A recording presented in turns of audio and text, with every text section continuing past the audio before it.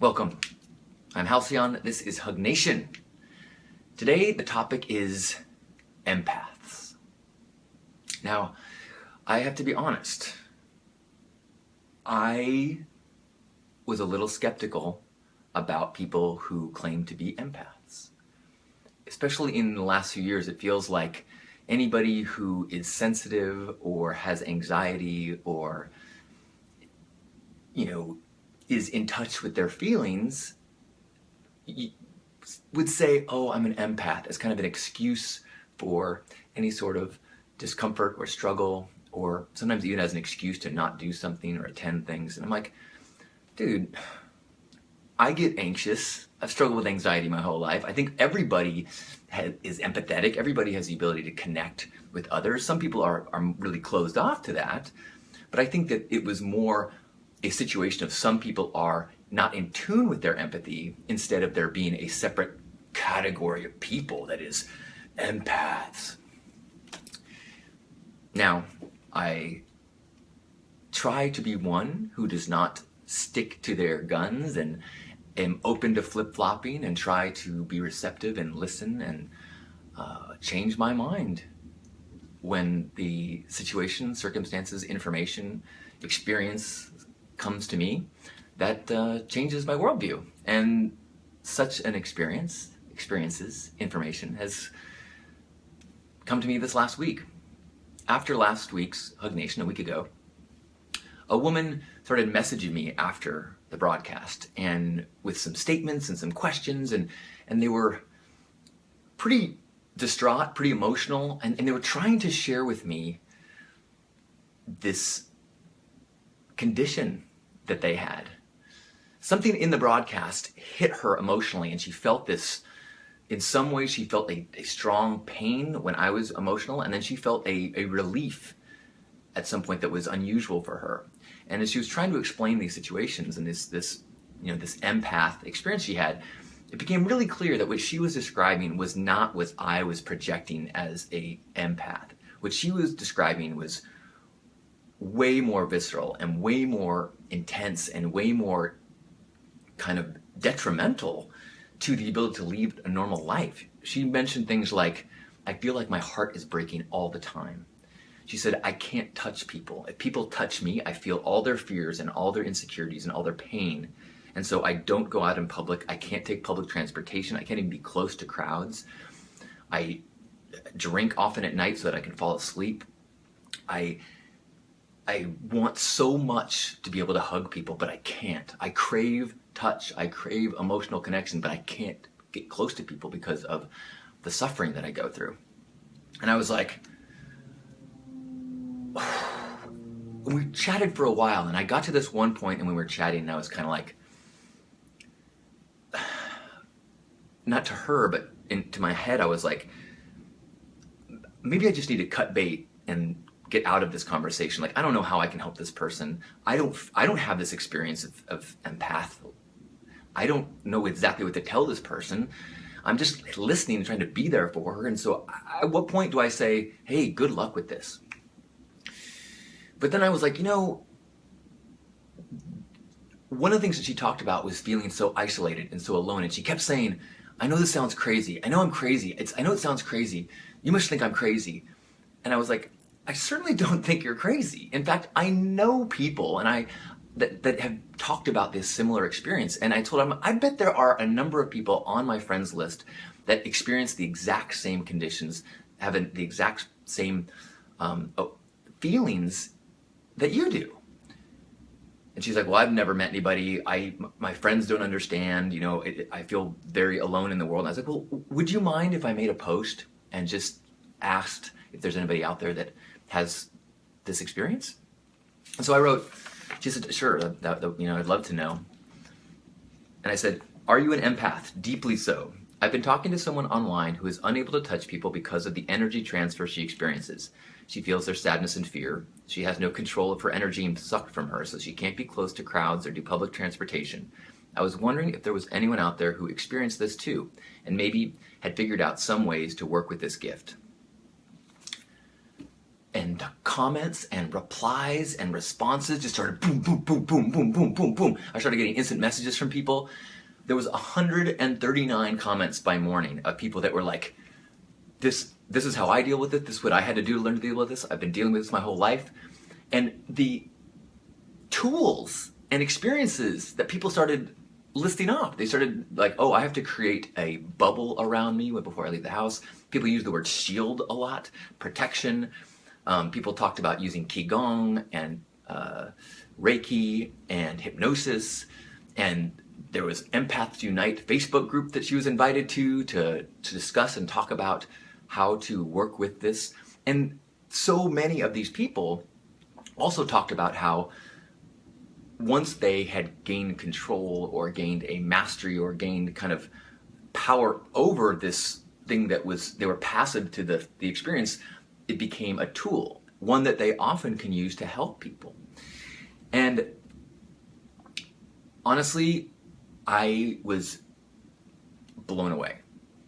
I was hoping that maybe 2 or 3 people might see the post and say, oh, I know somebody who has this and let me put you in touch with her.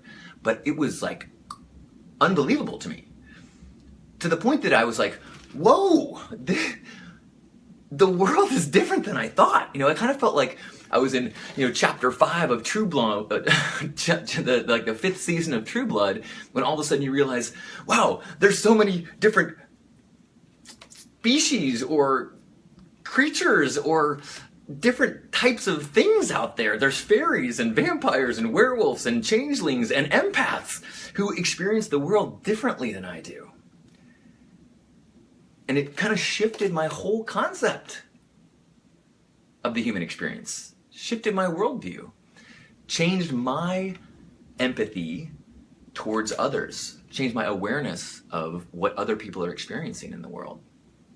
In ways that I'm still kind of figuring out. I mean, I've been very vocal and strong in my defense of hugging, for example.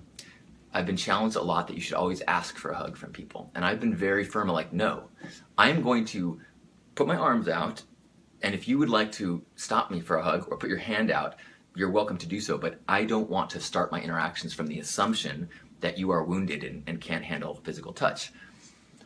I have not changed my stance on this, but the awareness that there are so many people out there who struggle with touch does give me a deeper sense of sympathy and at least a new perspective on what my responsibility or what I'm imposing on people as I go in for hugs.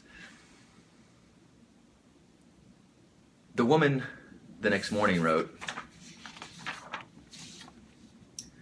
"Amazing to see all the people that are similar to me. Maybe I'm not so crazy after all, just very lonely in life. And I said, I've used many crutches in my life to help me feel less, and now I push everyone in my life away, sadly. John, I had no idea anyone else could be the way I am. So many people feeling so many similar things. It's amazing. I feel less alone now. Wish I could hug you. Not sure where this will take me or if I can find my way in this, but I have hope that maybe I can find a way to control what sometimes I thought I could not. I took off work today, honestly, to give myself a chance to soak it all in." So everyone who chimed in and shared their experiences and their tools and their teachers, thank you. I mean, it made a difference in one person's life. And I think that, who knows how many people tuned in. One thing that I heard over and over from people that like personally messaged me was that there's a lot of people who feel this way, who have the same reaction that she did of like, people think I'm crazy. I'm afraid that people think I'm crazy.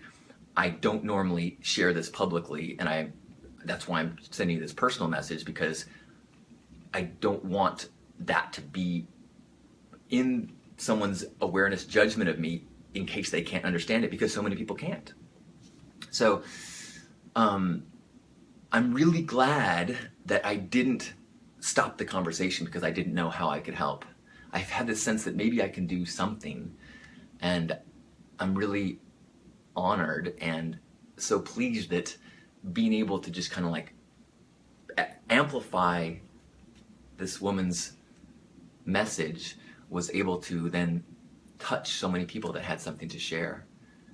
And hopefully all these people recognize that, that's part of our journey on this world, part of our struggles, part of the reason why we have our uniqueness and our pain is so that we can get to a place where we have this wisdom and experiences to help other people. What a cool example of that. Here's a woman that has changed her she had decided that she was lonely and different and crazy and had to live her life in isolation. And now, because of all of you, her whole concept of what life can be is different. She has all these opportunities. What a cool thing for the internet to do. What a cool thing for people's ability to share themselves. I always ring the bell and scream out about how, being yourself as brightly and loudly as possible is activism. And I think this is a really cool example of that. So whatever it is your thing is, your experiences, your struggles, even if you're deep in them now and don't have the wisdom yet, know that you're in the classroom, you're in the dojo, and if you can find your way, which you will, eventually you will be able to return to a student and help them. So thank you. It is an honor to walk this path with you. I'm so grateful to be connected with so many people that are on this journey of discovery and love and open-heartedness. It takes courage, and I appreciate you. Thank you. I love you.